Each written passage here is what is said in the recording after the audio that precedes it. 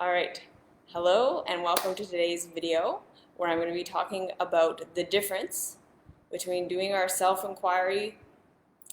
Hello, all right, I think I just start again.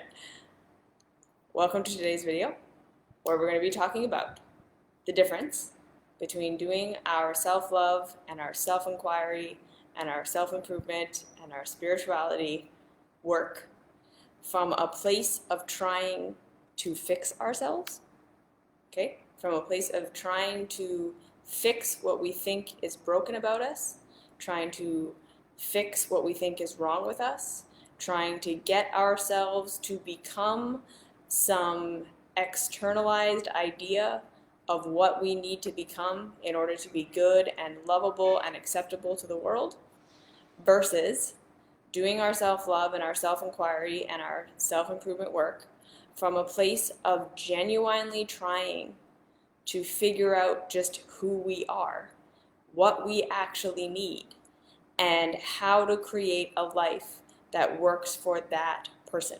So shifting from the feeling like we hypothetically know who we are supposed to be and what is wrong with us and why we're doing what we're doing, and really shifting from that, like, I already know what's wrong with me and I already know what I'm going to be like or what I should be like when I'm healed. Or again, maybe we don't necessarily have a vision for who we think we're supposed to become, but we do think that who and what we are right now, with our coping mechanisms, our self-sabotage, the ways that we hurt ourselves, the ways we hurt others, is that there's something wrong with us and we have to fix these things. Right? We're doing our shadow work, we're doing our self-love work, we're doing our self-inquiry work because we're trying to figure out why we are bad the way we are bad. We're trying to figure out what's wrong with us that we are this way so that we can fix it and then stop being that way. Versus looking for, what do I actually need that I'm not getting? What am I getting that I don't actually need? What is the way of life that's actually going to support me in feeling good and happy and secure so that I don't need my coping mechanisms? What is it that is making me sabotage myself? So that, how can I start to recognize what I actually don't want, or what actually that I do want but I'm conditioned to believe that I don't want, I'm conditioned to believe I'm not allowed to have, and then working through that. You see, it's a very different approach. It's a very different path when we're working from, I already assume who I'm supposed to be, and I'm just not living up to that, and I need to fix all the things that are broken about me that are stopping me from being this person I know I'm supposed to be, slash, I'm doing these things because there's something wrong with me, and I need to fix these things that are wrong with me in order to be the person that I want to be. And approaching our self-love from, there's a good reason why I'm doing everything that I'm doing. It's because this life that I'm trying to live right now doesn't work for the person that I am. Maybe I don't even know who I am. I have a whole bunch of expectations of who I am. I have a whole bunch of ideas of who I am. I have all these assumptions about who I am. But I might not be correct. I'm going into this saying that if I am coping, self-sabotaging, numbing, I'm in pain. And there's something I need to discover about why I'm in pain, what it is about the way that I'm living my life that is not my fault, right? We were all trained. We didn't just wake up and decide to fuck ourselves over, ever. What is it about this way of living that I am living that isn't working for me? And who is it that I really am? And what is it that I need so that I can feel more satisfied with my life experience? This is the self-inquiry path that I'm talking about, the second one. Okay? Most self-help, self-love gurus are teaching the first path. Right? They're teaching, you know who you're supposed to be, and you're just not being it. right? You know what job you're supposed to have. You know this perfect relationship you're supposed to be in. You know this healthy body you're supposed to have. You know all these like fantastic habits you're supposed to have. And you're just not doing it. You're just sabotaging yourself. You're just stuck in your coping mechanisms. You have your broken brain and your faulty beliefs and your all these things that are wrong with you. And even nowadays, right, like childhood trauma and all these things. But it's still all done with this assumption that when you do this work, you will fix all these bad, broken things about you. And then you'll be able to get on with this life that we've all assumed is the life you're supposed to have, right? This normal life where you're healthy and you just have a healthy relationship with food and you can eat at restaurants and blah, blah, blah, blah, blah, and eat normal, or maybe you're vegan, or maybe you're whatever, whatever. But you're like, we have a category for that. We know what you're supposed to be. We know what kind of career you're supposed to have, or at least we know that you're supposed to have a career. We know that you're supposed to end up with this pretty cookie cutter, whatever monetary value you're supposed to have in society, and you're making this amount of money. Like there's just an assumed thing there. And so if you're not doing that, there's something wrong with you, and we'll fix you so that you can do that. If you're having problems in your relationship, we'll just fix the childhood trauma that caused you to have like inappropriate attachment, and then you'll be able to have a healthy relationship. Because we are all assuming what that will look like and what that will be like and what that is for you, and that'll be that. Right? And it's all still coming from this, there is something fundamentally wrong with you, that you can't live a normal life. And even if your teachers are telling you it's not about being normal, like, right, they're telling you you should be nomadic. They're telling you you should be a minimalist. They're telling you you should, if you're really doing the spiritual life right, you'll be non-attached to things. And maybe you'll be, right? Nowadays, there's so much, you'll be sexually liberated. And this is what that looks like. You'll be non-religious. You'll be this kind of, on this kind of diet or on this kind of lifestyle. There's all these assumed projections of what you are going to be like when you have done your healing work.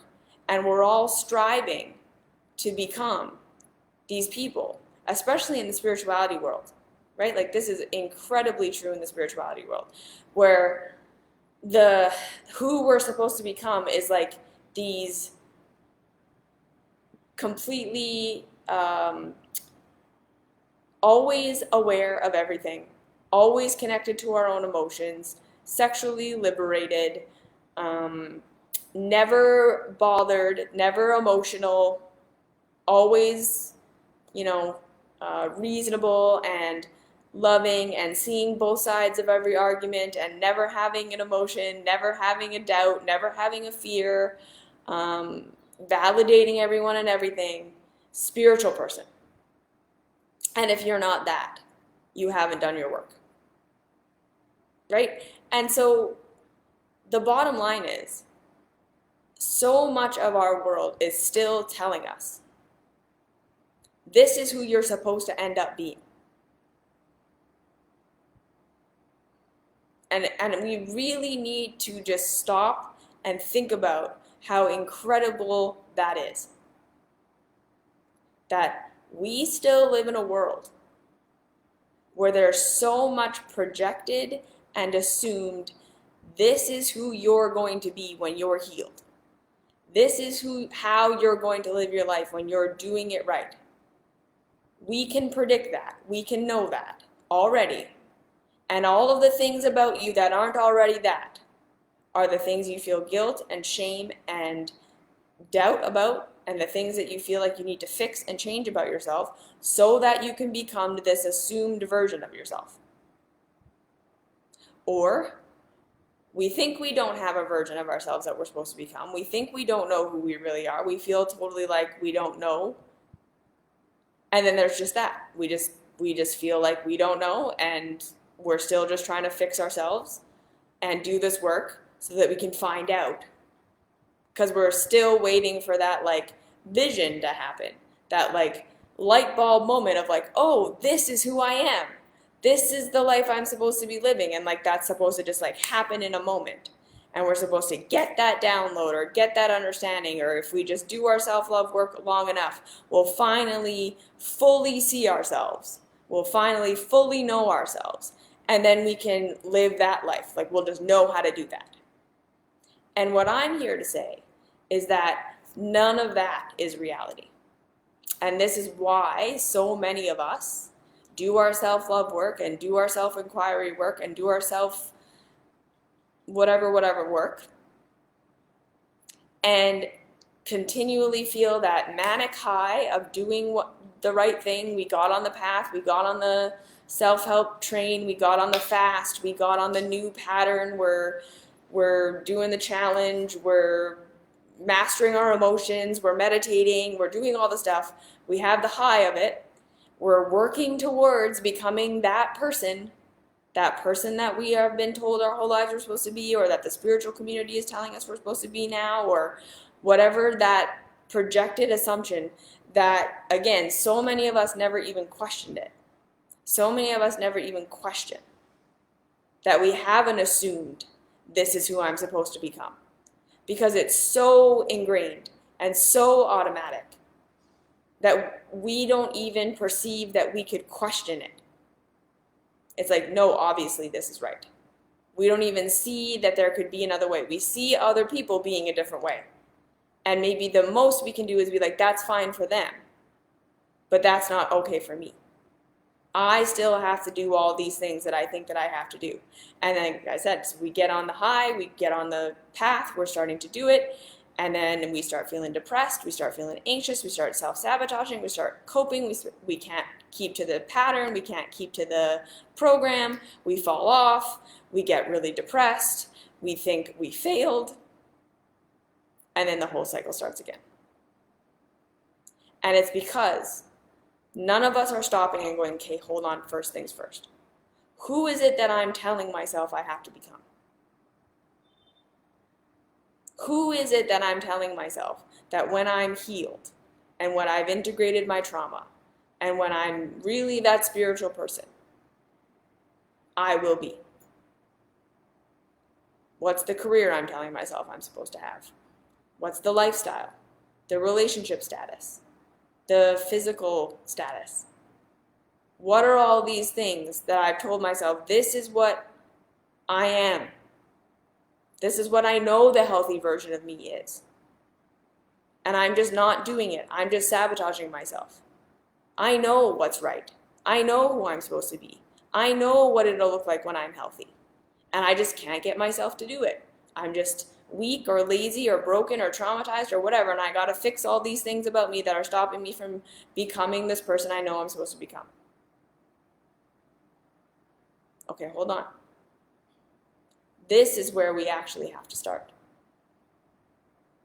This is the actual entry point. What I'm talking about is when we do our self-love path from a genuine place of self-inquiry. When we finally get off the self-improvement path, assuming we already know who we're supposed to be, what we're supposed to be, what life is supposed to look like, assuming that the way that we are right now is wrong, assuming that our coping and our self-sabotage and our numbing and our scapegoating behaviors are just fundamentally bad and they need to be gotten rid of, so that when we get rid of those things, we will finally be productive and happy and free and liberated and a hippie or a minimalist or successful or a whatever it is that we think we're supposed to be. When we finally get off that path, we're going to start self-inquiry from a place of saying, no, there's a blueprint to me. And as much as I may not want to admit it right now, all of the ways in which I cope, all of the ways in which I self-sabotage, all of the things that I think are broken about me actually contain little seeds of truth of who I actually am and what I actually need. So that's the first thing. The true self-inquiry path We stop labeling anything about ourselves as bad or wrong or something that is broken about us. Everything we are doing is an attempt to get a need met that isn't being met, is an adaptation to circumstances and ways of life that didn't work for us, that we're trying our best to make work for us. This is the true self-inquiry path. When we start to say, I'm doing this for a good reason. This isn't just something I'm doing because I decided I wanted to mess up my life. This isn't just something I'm doing because there's something broken about me. This is not what's happening. True self-love inquiry starts with assuming we have a good reason for absolutely everything that we're doing. And that as we start to love these parts of ourselves that we previously have been thinking were broken, we are going to discover slowly, step by step by step by step by step, who we are, what we need, and what kind of life is going to work for us. It's not going to come in a grand vision. And even if it does, even if you have that vision, getting there, building that life, becoming that person is going to be a slow progressive journey of learning how to meet your needs in new ways. So this is why I say anyone could be doing these things that I'm offering. The sitting with our emotions, the meditating, the feeling your feelings, the connecting with your body. But if we're doing it from a place of assuming my pain is bad and wrong, my coping mechanisms are bad and wrong, my scapegoats are bad and wrong, my habits are bad and wrong, the way that I'm living is like I know who I'm supposed to be, I know what I'm supposed to be doing, and I'm just depressed or anxious or whatever because there's something wrong with me. And I'm trying to fix that about myself. If I just sit with my anxiety long enough, it'll tell me what's wrong with me so I can fix it so that I can be happy. If I just sit with my depression long enough, I'll finally understand how to live this life that I'm trying to live, how to have this job, how to have this relationship, and I won't be depressed anymore. Instead of, I'm depressed for a reason. The way that I'm trying to live my life, the thing that I'm trying to do, the thing I'm trying to force myself to become, isn't who I really am. Or there's some element of it that doesn't work for me. That it's like no matter how hard I try, I can't be at peace with this. There's nothing wrong with you. That's when we start to say, I have to start to question the systems.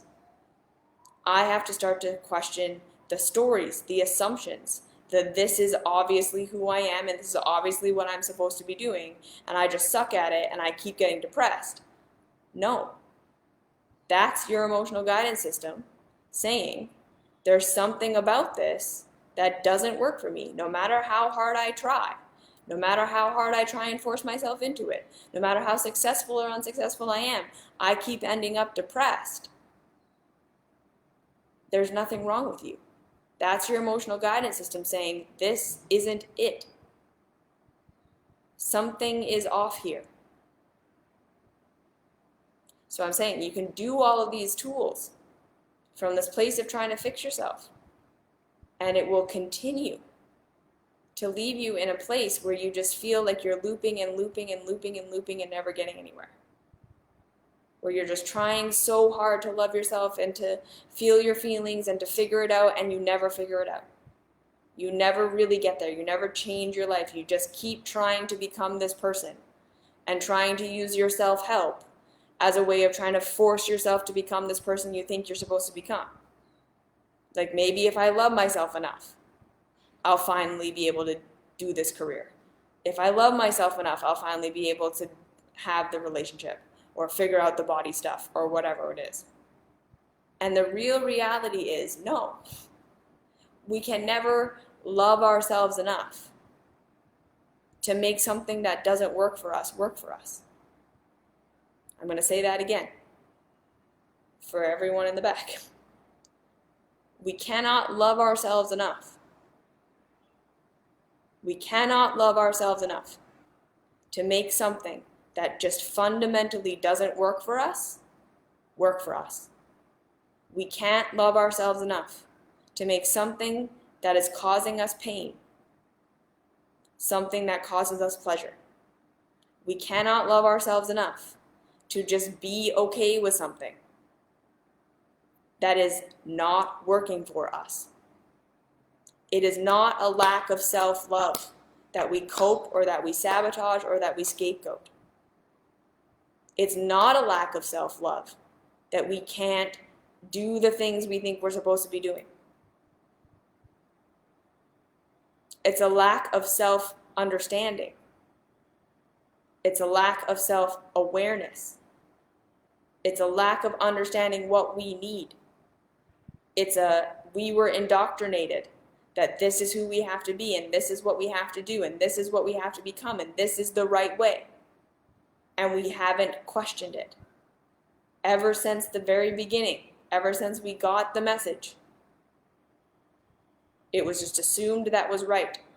That is what we have to do, that is what we have to become, and so long as we're not being it, our nervous systems are freaking out. And then so long as we're trying to be it, we're coping and numbing and sabotaging and depressed and anxious.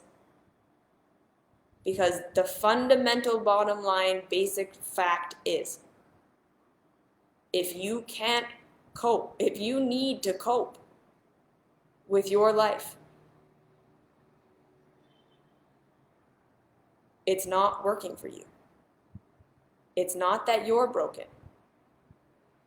You're the tree. You're the plant.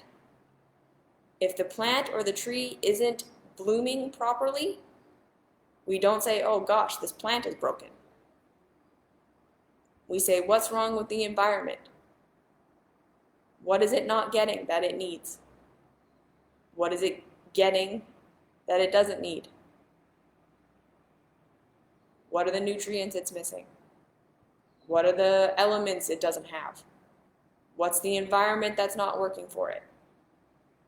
Because the plant will grow naturally when it is given what it needs. And it will adapt and cope to try to get its needs met. To try to keep living despite the infestation of mold or whatever. We are the same way. When we're coping and self-sabotaging and numbing and scapegoating, we're both trying to meet needs that we're not able to get met, and we're trying to express ourselves in the only ways we can, given the circumstances that are hindering us. That is why we are suffering. Okay, so I'm going to give you an example from my life. Everything, right? I started this path just like everyone else, assuming I knew who I was supposed to be and what I was supposed to become, right? The sweet, docile, emotionally masterful, there for everyone, wife who cooks and cleans and provides for my husband in this way, who has, like I say, this spiritual business where I'm just this open door, emotionally stable, and then I thought that I was supposed to become sociable and someone that could just be really social all the time and have a lot of friends and party and do all these things, fun things. I had all these assumptions about who I was supposed to be. That came from my Christian background, that came from my parents, that came from society, the kind of job I'm supposed to have, the amount of money I'm supposed to be making, the kind of relationships that I'm supposed to have, the kind of personality that I was supposed to have.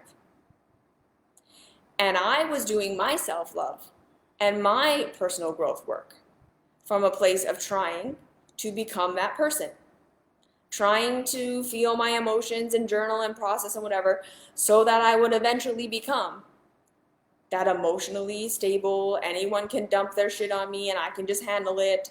And like I said, social butterfly, wife who cooks and cleans. And every time I couldn't do that, I felt like I was failing. And then I would get on it. I would get on my path. I would get on my meditations and my yoga and my journaling and my therapy. And I'm like trying really hard, and I'd be on it for a little while. And then I'd fail. I'd fail miserably. I'd feel like I was completely miserable. I had all these coping mechanisms and all these self-sabotage. And I just kept thinking, like, what's wrong with me? Why can't I get myself to do this? Right? I get on it for a little while and then I fall off. I hermit and I can't talk to anyone and I blow up at my husband and I don't want to do anything and I have to pick at food all day to like numb it out, and what's wrong with me? Over and over and over. Until finally I did what I'm saying I'm offering all of us to do here. I said, what if this life just doesn't work for me? What if I'm never going to become that person? And I started to actually get curious instead of assuming I already knew who I was, assuming I already knew what was right for me, assuming I was already on the right path and just doing it wrong or failing at it or not strong enough. And I started to be like, maybe I don't know who I am. Maybe I don't know what I need. And like I said, the biggest thing was I started to make friends with my coping, my self-sabotage, and my scapegoats. I started shifting from what's wrong with me that I keep doing this to how is this behavior helping me?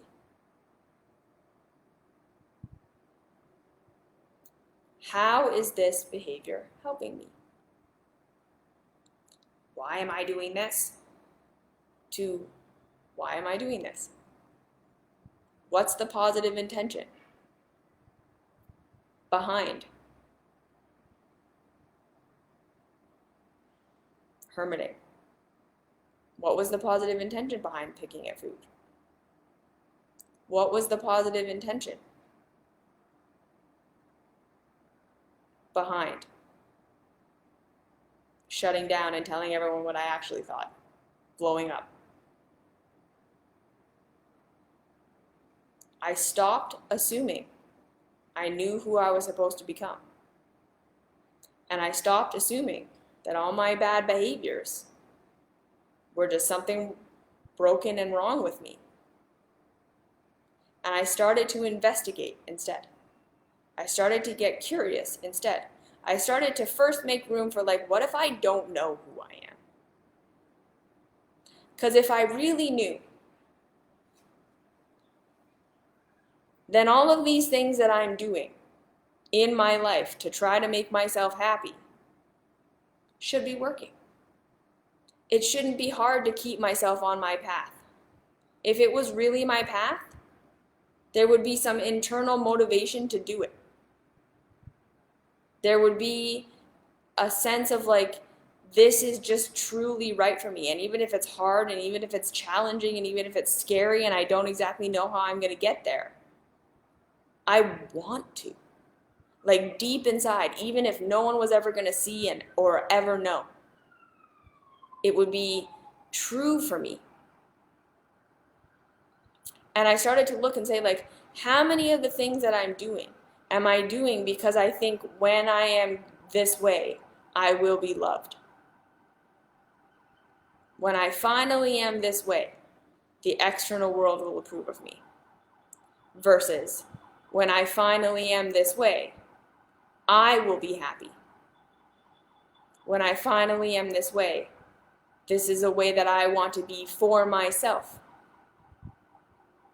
Even if no one figured it out, no one saw it, even if everyone rejected me because I was that way.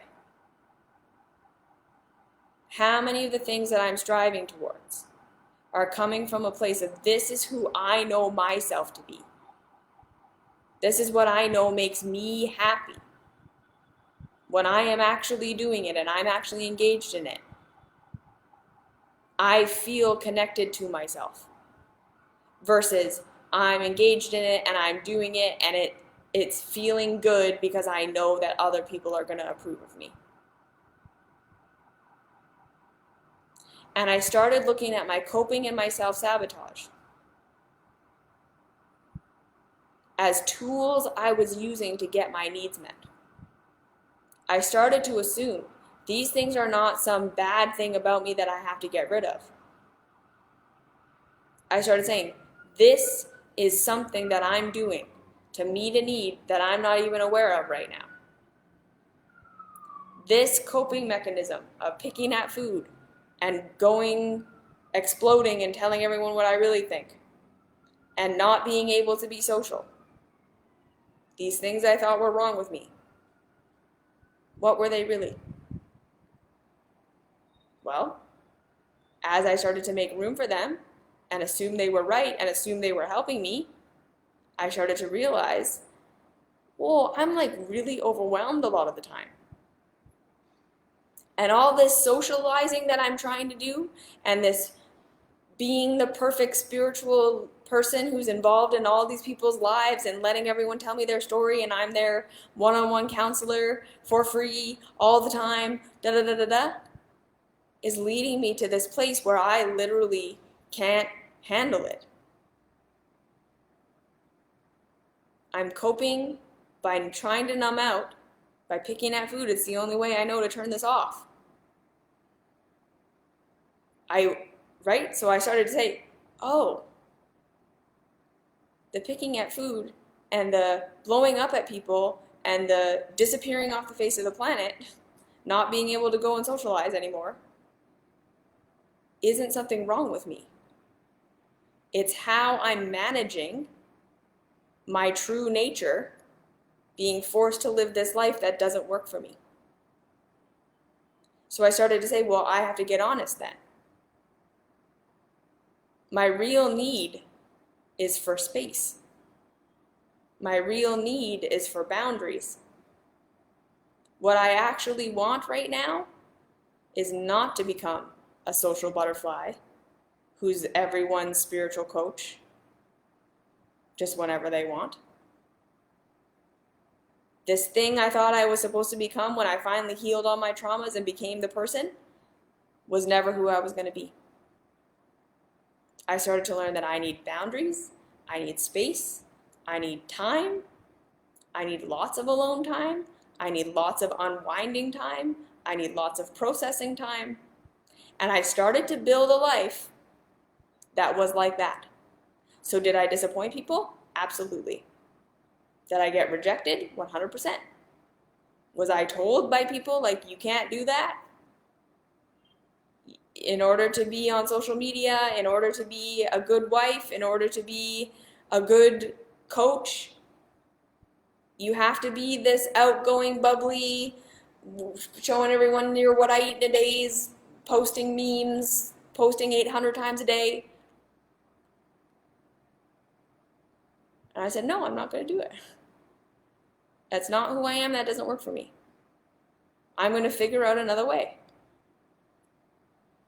And as I figured out another way, slowly, by following the things that actually seemed to work for me. So again, rather than saying, I have to stop picking at food or I have to stop it was like, no, okay, I need time off. I need space. I need to process. I need boundaries. And when I started to implement those things that I actually needed, becoming the person I actually am, building a life that actually works for me. So I build a mystery school instead of doing a whole bunch of one-on-one coaching. I make a program. I do lives once a week. I don't do DM one-on-one coaching. I got rid of all my Facebook groups where I was private coaching everyone. I consolidated my business. And then all of a sudden, I'm not so overwhelmed. And the explosions stop happening. And the crashes stopped happening. And the picking at food to numb myself out just stopped happening. I didn't ever have to stop myself from doing it. It just became a thing I didn't need anymore because I was getting the need for calm and being off met through checking out of social media every once in a while and making sure I take care of myself. I stopped being so overwhelmed. And then all the ways I was coping with my overwhelm, I didn't eat them anymore. But remember, in order to stop being so overwhelmed, I had to change the idea of who I thought I was supposed to become. And it was the same thing in my marriage. I don't do the cooking, cleaning, domestic goddess housewife thing. And so long as I was trying to force myself to do that, we had fights and resentment, and it was bad. I was projecting all the stuff onto him, and we finally clarified and just felt like this is who I am, this is what we made a way that works for us, where we all get our needs met in ways that work for us. And then now we just don't fight like we used to in any way. You see, we didn't have to stop fighting. We learned how to communicate. We learned how to understand what our needs were, how to work together to get those needs met. And then you don't need the coping mechanism. You see? So this is the point. That when we're doing our self-inquiry from a true place, we are going to realize, okay, and this is the scary thing. This is why people stick with the no, there's just something wrong with you path. Because as terrible as it might feel to think there's something wrong with you, your anxiety is something wrong with you, your depression is something wrong with you, your coping mechanism is something wrong with you, we all want to believe that we already know who we're supposed to be. We already know what's going to make us happy, right? When we fix the coping mechanism, when we fix the self-sabotage, when we fix the broken beliefs or the childhood trauma, we'll finally become that person that we know we're supposed to be, that everyone will approve of, and then we'll be happy. We don't want to face the idea that the reason I'm coping and numbing and self-sabotaging is because I don't want to be this person. It's because that life doesn't work for me. And that would mean I have to figure out a new way on my own, step by step. And I'm going to get rejected, and I'm going to be misunderstood, and the world isn't going to understand. And I don't have now that clear picture, because that's the other thing that the self-improvement path gives us. It gives us that clarity, right? It's, you know who you're supposed to be, and we know what we need to fix in order for you to become that person. There's no ambiguity. And here you go. Here's the book. Here's the course. Here's the $111 ebook.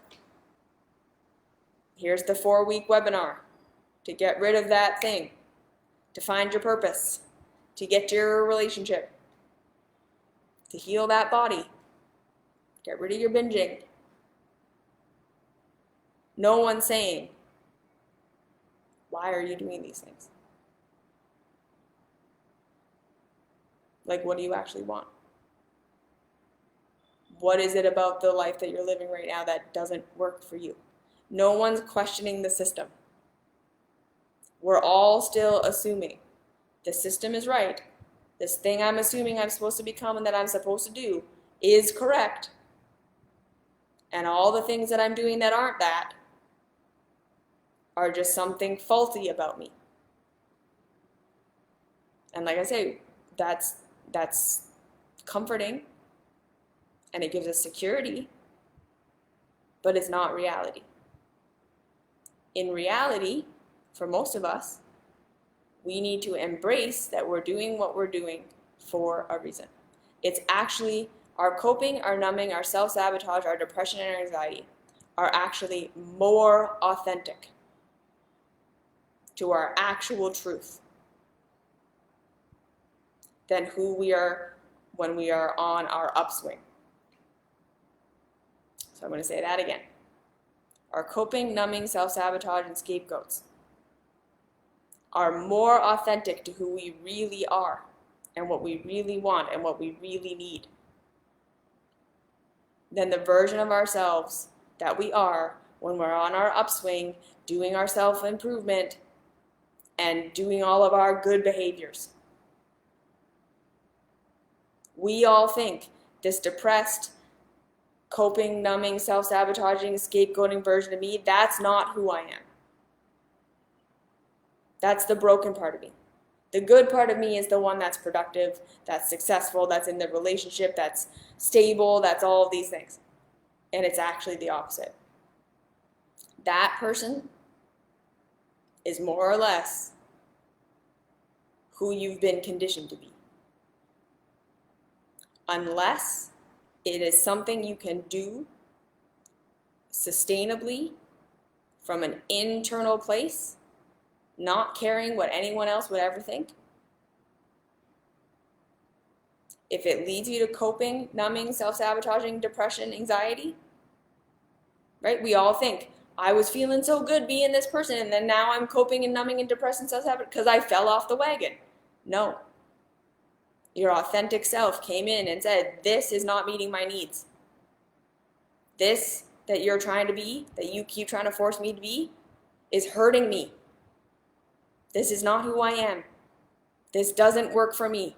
I can't do this. I'm dying up there.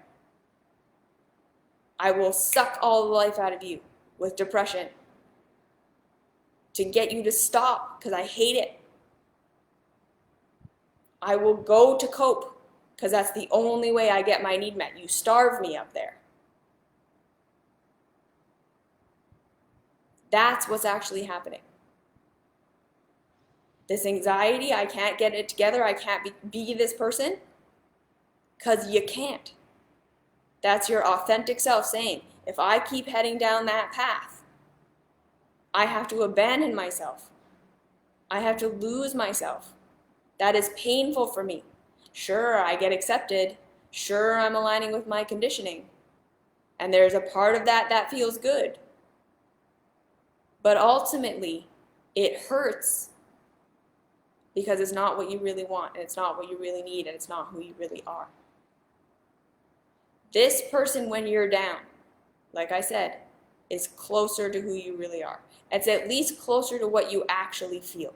And again, yes, we can be down and depressed and self-sabotaging and coping and scapegoating and numbing because we have false beliefs about ourselves, right?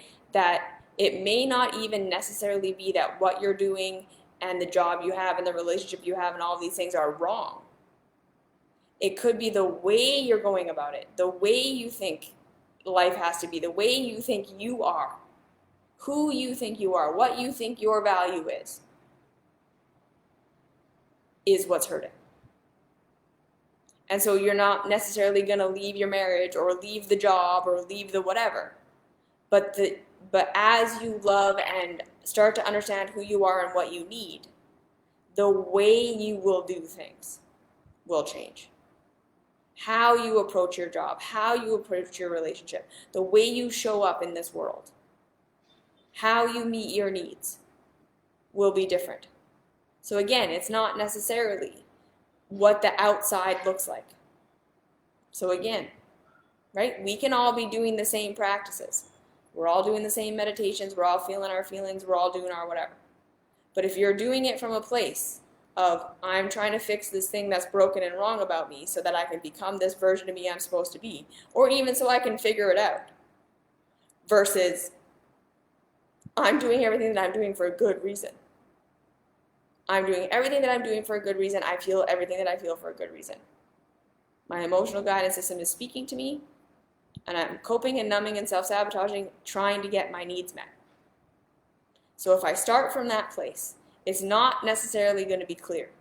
That's why, again, my mystery school is 285 lectures. Okay? This self-inquiry process of figuring out, am I doing this because of conditioning, or am I doing this because it's really true to me? Am I coping because what I'm doing is conditioning, or am I coping because what I'm doing is true to me, but my conditioning tells me I'm not supposed to, so I'm scared and my nervous system is taking over? It's complicated. It's complicated. And we have to be okay with that. But if we fundamentally start with compassion and curiosity, there's a good reason why I'm doing everything I'm doing. It might be that my nervous system is just afraid and trying to get me to do stuff that is in alignment with my conditioning because I'm too afraid not to. It might be that I'm coping and numbing and self-sabotaging because I'm trying to be a person that I'm not. It could be both of these things at different times. And the way we figure it out is by assuming innocence, assuming we have a good reason for doing what we're doing, and asking ourselves what we need. What is the positive intention in this behavior? What am I afraid I'm going to lose if I stop doing this? Can I love myself safe enough that if I lost everyone's approval, and that wasn't what I was doing anything for anymore, what would I do? Who would I be if I believed that I would be unconditionally loved no matter what? That's why this unconditional love work that we do with ourselves is the foundation for everything. Because when you feel like you're going to be unconditionally loved by yourself, like you have access to unconditional love, you are no longer triggering your nervous system that you're going to be rejected, which your body believes is going to kill you. That's why this is the most powerful work you will ever do to figure out the life that actually works for you. When you start with, I am not going to abandon myself, and we build that muscle. Because again, I know for a lot of us when we start, telling yourself you're going to be there for yourself and you're going to love yourself, and your love doesn't feel like anything. It doesn't feel good to think that you're going to be there for yourself. We've all been abandoned by our caregivers and all of these things, and we feel alone, and that muscle is weak. That's normal. Okay, so if that's how you're feeling, there's nothing wrong with you. That's normal. And again, this self-love muscle that we build of being on our own side and getting our own love to feel like something is something we build over time. It's a practice. Don't expect it to feel good right away. Don't expect it to feel real right away. It's a slow process of building that muscle. And then the more we build it, the more we will have clarity on what's really right for us and what's nervous system trauma. Because we will be able to calm our own nervous systems with our own love to feel like we're safe. And then we'll be able to objectively observe what our bodies and our emotions and our outcomes are with what we're doing. We'll finally be able to say, okay, no, this actually just doesn't feel good for me. Because I feel loved, I feel safe, and this thing still feels painful. There we go. It's not right for me. I feel loved and I feel safe, and this thing feels good, even though I know it gets me rejected, even though I know other people don't like it. It freaks my nervous system out in that way. But when I love myself safe and I feel like I'm going to have access to unconditional love and provision forever, I still want to do this thing. Okay, that's authentic to you. When we love ourselves safe, then we can start to discern what are the things that are conditioning and what are the things that are true for us. Because when we feel safe, a thing that's conditioning won't feel good. When we feel safe, a thing that's true for us that goes against our conditioning will still feel good. That's how we determine the difference. And I'm going to make a whole video on that, so don't worry. But that's the fundamental nuts and bolts of it. And then figuring out what kind of life is going to work for you. Again, we don't want to go into our black and white thinking that we're all going to end up this way. We need to be willing to take the slow, little, incremental journey of figuring out who we are and what we want, versus expecting that we're going to understand in the vision who and what we are and what we want, and that we're going to be able to know how to get that or create that life. It is not going to work like that. It's going to be slow, little steps of just loving yourself safe, seeing what feels good in the moment, doing the thing that feels good in the moment. Loving yourself safe, feeling what feels good in the moment, doing what feels good in the moment, learning from the outcome of that. Sometimes the thing that feels good in the moment is going to lead you to something you think was wrong, but it wasn't wrong. You needed to learn from it. Okay, so loving yourself safe and choosing the next step that feels the most authentic to you doesn't always mean that's the exact right thing you should be doing for the rest of your life. It's very common that the next perfect right step for you is a thing you're going to do that isn't going to work, because you need to know that. We need to try like 10 things before we find the 11th thing that is the right thing for us. And it was completely correct and in alignment for us to do those 10 wrong things, because those 10 wrong things were the information we needed to get to the 11th thing that was the right thing. We never would have gotten there without that. And again, the figuring out the life that works for you is going to be one little revelation at a time. I did not go from working 2 jobs and going to school and trying to be the perfect housewife and trying to be everyone's counselor and coach living in Vancouver to online business with all the space and time to do the things that I need to do, and a totally different marriage and a completely different way of life overnight. This has been a 10-year journey for me, right? So that by the time I figured out that I was autistic, I was already living the perfect autistic life. I literally already figured out exactly what I need and exactly who I am and what kind of work works for me, what kind of relationships work for me, and I built my life around that. I didn't have to do a whole bunch of adjusting for like, oh, that's how I am. Someone told me about it. And so now I can figure out a way. I had done it myself because I had just observed myself. I had just figured out what I needed. I accepted the things about me that were just the way that I am. And I said, okay, if this is how I am, I can't do it this way. There must be another way. And I will do it the way that works for me. I will keep trying different things until I find a thing that works for me, right? The normal way of running a business doesn't work for me. That doesn't mean I give up. That doesn't mean I assumed I couldn't do it. I just said, okay, well, I'm going to have to figure out a different way of doing it because it's still a thing that I want. It felt authentic to me. When I loved myself safe and I didn't care if anyone was ever going to care about perception trainers. Right? If it really came down to it and I was like, no one is ever going to care about this, no one's ever going to see it, it doesn't matter to anyone else. I was like, I still want to do it. It's important to me. So then I said, okay, good. I need to figure out a way of making this work within the context of who I am. So I promised myself I would always have another job. I would always have another form of income so that perception trainers didn't have to be making money, so I wouldn't have to compromise in any way. And that was just the thing I did. I don't do what I eat in a days. I don't do vlogs. I don't do all these things that I know would get me followers because that doesn't work for me. I built a school instead of doing a whole bunch of one-on-one coaching because that's who I am. That's what works for me. I didn't follow the business template. I figured out my own way because it was authentic to me.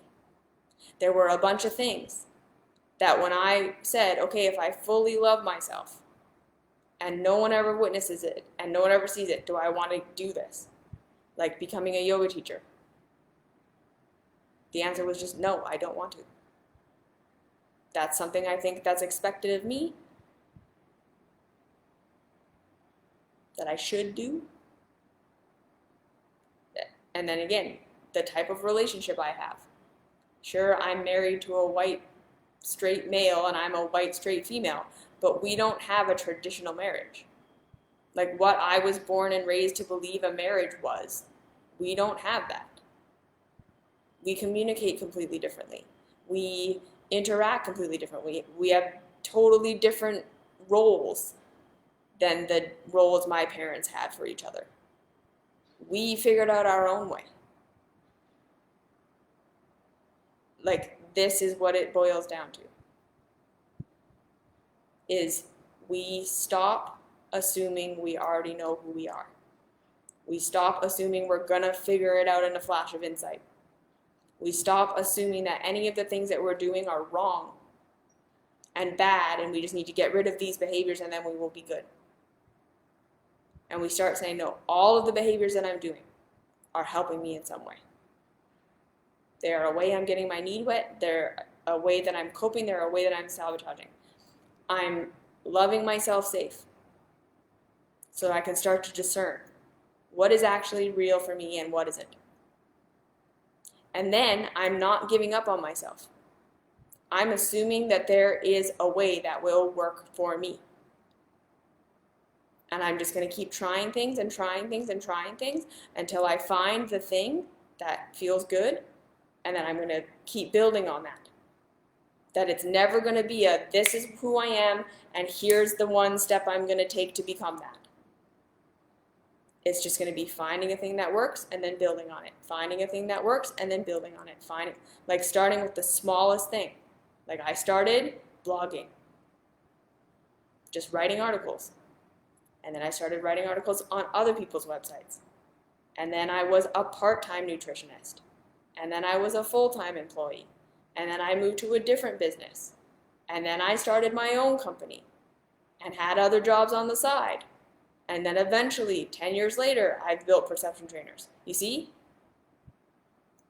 It went from taking a trip to Thailand to longer, to this place, to this place, to this place, to now I have permanently moved over to Asia. And I don't live in Bali.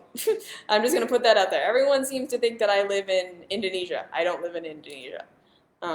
But, right? And even the country that I currently live in, I didn't even know this country existed 10 years ago. Okay? Like, literally figured it out one step at a time as I was going along. I didn't know how to run a business. Figured it out. I didn't know how to have a healthy marriage. We figured it out. Through embracing what we actually are, what we actually need, what we actually want, getting honest about that, and then saying, now how do we make the system work for us? Stop trying to make myself work for the system. If it hurts, it's not the way for you. We have to question it. There's nothing wrong with you. Your coping, self-sabotaging, and numbing and scapegoating behaviors are the only ways you know how to get your needs met right now. There's nothing wrong with you. You're trying to help yourself. That's where it all comes from. So learning to love yourself safe so you can start to dissect and discern what it is you need, where you are, what's going on, that's the process. But true self-inquiry in order to figure out who you are is the path to freedom. Self-inquiry to try to fix the broken things you think are wrong with you is how you stay stuck forever. If life isn't working for you right now, then it's not working for you. If what you think you're supposed to become, you've tried to become that and it's not working, then that's not it. You don't have it figured out and you're just doing it wrong. It means there's something more to learn. So are you willing to not know who you are for a little bit? Are you willing to give yourself the benefit of the doubt that everything you're doing has a positive intention? Are you willing to do the slow, steady work of learning how to love yourself safe so you can start to figure out what's consensus and what's true. Are you willing to not throw the baby out with the bathwater and assume you need to become a minimalist hippie if your corporate job doesn't work for you? Are you willing to concede that maybe the traditional relationship model doesn't work for you and never will? You need something different. Are you willing to concede that the way that everyone else eats, you're never going to eat that way? That's not what works for your body. There isn't a diet out there that someone has figured out. You're going to have to figure it out yourself. What if that? What if there's nothing wrong with you? What if you're not broken? What if it all comes down to, I'm doing everything I'm doing for a good reason. I'm going to love myself safe, assume everything is here to help me, and I'm going to start thinking about what I need and what would actually work for me and what I actually want and what I don't want. And getting honest with myself about those things. Even though it's totally scary and we all think we're going to die, that's normal. It's really scary. And when we go through periods where we have no idea, that's also normal. Where we're starting to let go and say, well, if this isn't who I am, I have no idea who I am, that's normal. Keep going. Don't give up. Okay? So that's that. The difference between self-inquiry to fix versus finding your actual path. It means we have to sometimes wade into the unknown. We have to let go. We have to assume everything we're doing has a positive intention. It's a completely different way of looking at everything. We have to let go of the security that we know who we're supposed to be and we're just failing at it. And we have to make room for what we don't know yet. And we're going to figure it out one little step at a time. Through being compassionate with ourselves and curious with ourselves about how our behaviors are helping us. Okay? So, I hope that helps. Leave your questions, comments, concerns down below. Join the mystery school if you feel called. And other than that, have a fabulous day, have a fabulous week, and I'll see you next week. Mwah!